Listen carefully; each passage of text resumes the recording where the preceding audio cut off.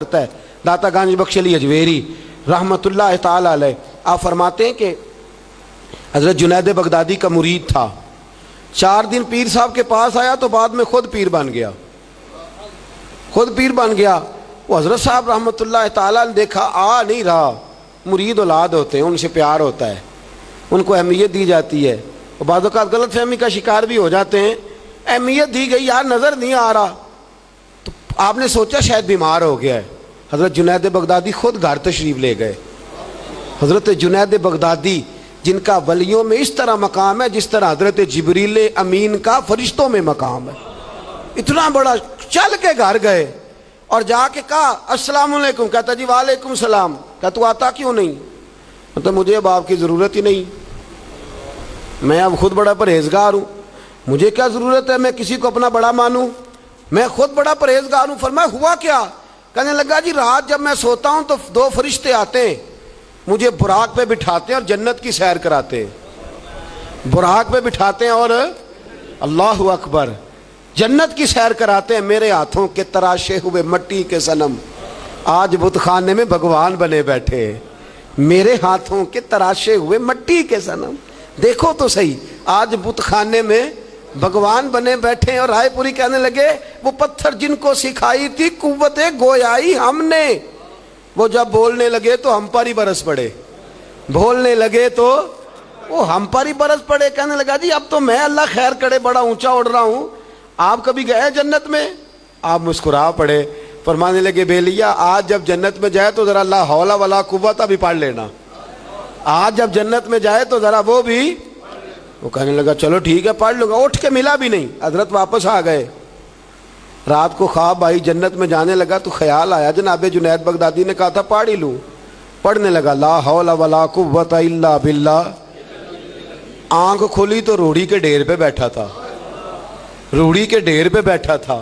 وہ جو بھاگ رہے تھے ان سے پوچھنے لگا او مجھے کہاں چھوڑ کے جا رہے ہو خواب میں؟ تو کہنے لگے شیطان کے مختلف روپ تھے، تو اصل میں حضرت جنید کے پاس زیادہ آنے جانے لگا تھا تو اللہ کے قریب ہونے لگا تھا، تو ہم نے چکر چلا کے تجھے وہاں سے روکا، تو بیوقوف ہے سمجھ نہیں آئی۔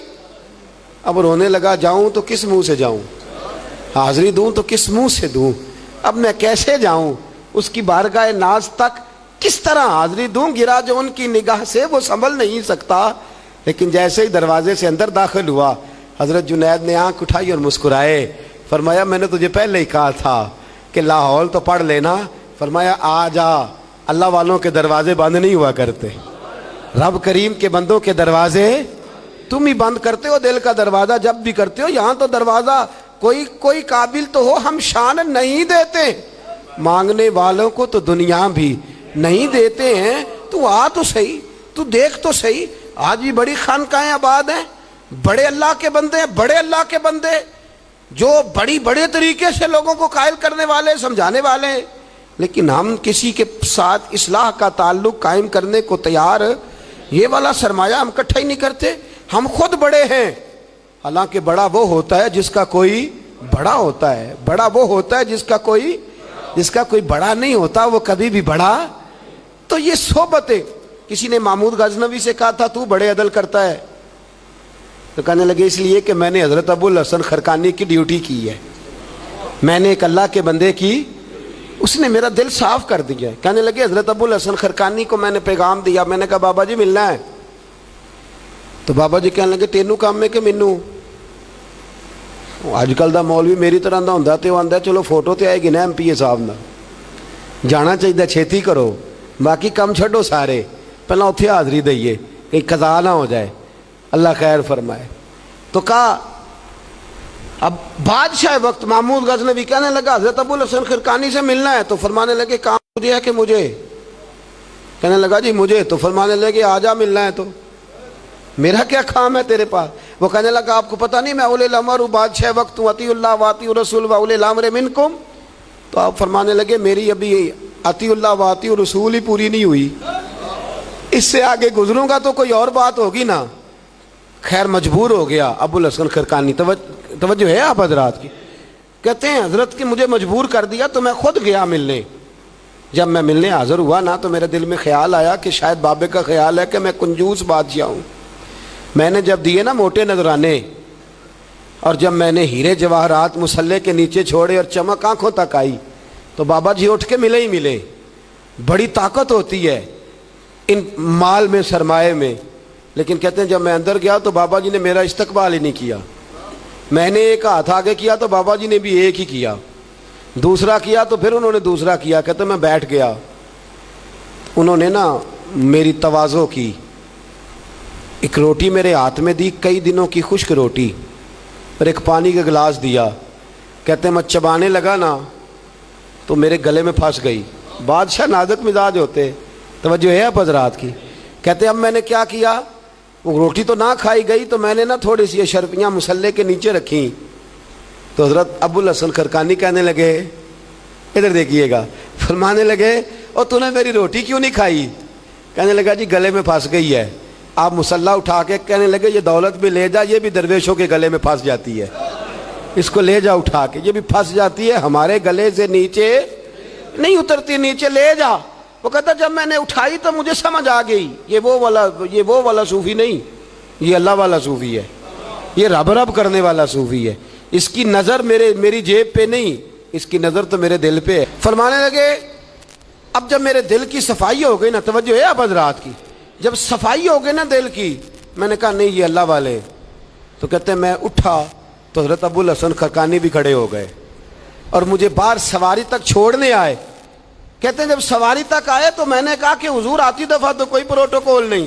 اور ماننے لگے جب تو آیا تھا تو اللہ والوں کے بارے میں برا گمان لے کے آیا تھا، اور اب تو جا رہا ہے تو اللہ والوں کے بارے میں دل صاف کر کے جا رہا ہے. اب تیری عزت کرنا ضروری ہو گیا. میرے عزیز یاد رکھیے گا، یہ جو صحبت صلحاء ہے یہ ریگ مار کا کام کرتی ہے، یہ باطن کو روشن کرتی ہے، یہ نکھار پیدا کرتی ہے. لیکن جائے اللہ کے بندوں کے پاس، دیکھیں نا میں نے پہلے بھی کہا تھا، ایک دفعہ پھر بات دہراتا ہوں، میں نے اپنے حضرت سے ایک دفعہ کہا کچھ مریدوں کو پروٹوکول ملتا ہے اور کچھ بیچارے ایسے ہوتے ہیں جن کو جھڑکیاں ملتی ہیں. تو آپ فرمانے لگے پروٹوکول ان کو ملتا ہے جن کا ڈر ہو کہ کہیں بھاگ نہ جائیں، ان کو پروٹوکول، اور جن کا پتہ ہونا جتنے مرضی جوتے مارو میرا ہی ہے، اس نے کہیں جانا، ان کو ضرورت نہیں ہوتی پروٹوکول کی. ہم تو آستانوں پہ بھی جاتے ہیں کسی جگہ.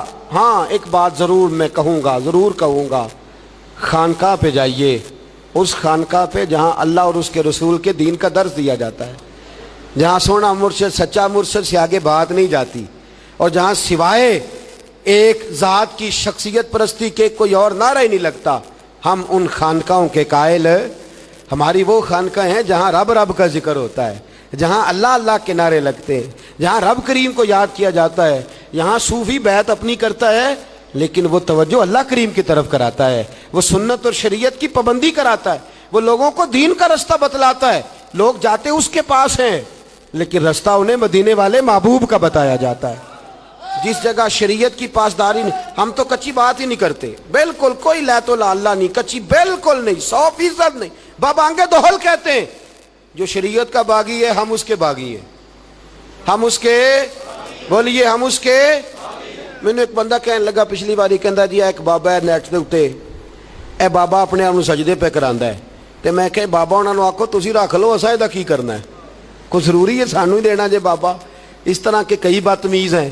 ہمارا ان سے کوئی تعلق، ہمارا ان سے کوئی رشتہ، ہمارا تو رشتہ ان لوگوں سے ہے جو اللہ اور اس کے رسول کی بات کرتے ہیں صلی اللہ ہو، جو قرآن کا پیغام دیتے ہیں، جو حدیث مصطفیٰ کھول کے اپنے مریدین کے آگے رکھتے ہیں. ہمارا تو ان لوگوں سے رشتہ ہے. اب کوئی جاہل آدمی کو جاہل بات کرے تو ہم اس کے ذمہ دار ہیں، ہماری کوئی ذمہ داری. اور ویسے بھی جب ہم کہہ ہی نہیں رہے ہمارا بندہ ہے تو تم ہمارے کھاتے میں کیوں ڈالتے ہو؟ اور جیڑا بندہ بھی غلط کرے ساڑھے کھاتے پہ جاندے، جیڑا بھی غلط کرے. ہم بالکل قائل نہیں ہیں. میں نے ایک بہت بڑی اجتماع میں اعلان کیا تھا، اور پھر کہتا ہوں آج، جن درباروں پہ نشہ بکتا ہے ہم ان درباروں کو بند کرنے کے قائل ہیں. جس جگہ عیب ہوتا ہے ہم اس جگہ لوگوں کو قصداً منع کرتے ہیں جانے، قصداً کہتے ہیں بالکل نہ جاؤ، قطعاً نہ جاؤ، کوئی ضرورت نہیں. دربار مزار اللہ کے ذکر کی جگہ ہے، اور اگر وہاں اللہ کا ذکر نہیں ہوتا، کوئی بدتمیزی ہوتی ہے تو وہاں جانا درست. عورتوں کا درباروں پہ جانا درست ہم قائل ہی نہیں ہیں، قطعی طور پہ قائل نہیں. عورت بڑی با پردہ جائے گی، اس صورت میں جائے گی جب گزارا ہی نہ ہو تو کیا ضرورت ہے. بالکل ہم قائل نہیں ہیں ان چیزوں کے. ہم اہل تصوف ان لوگوں کو مانتے ہیں جو دین کی بات کرتے ہیں، دین کا، اور جسے بسم اللہ بھی سیدھی نہ پڑھنی آئے، رٹی رٹائی دعا مانگے. ہم تھوڑے خشک لوگ ہیں, ہم نہیں کرتے پیروی, ہم نہیں دست بوسی کرتے, ہم تو اکڑ کے کھڑے ہو جاتے ہیں, اکڑ کے. کئی دفعہ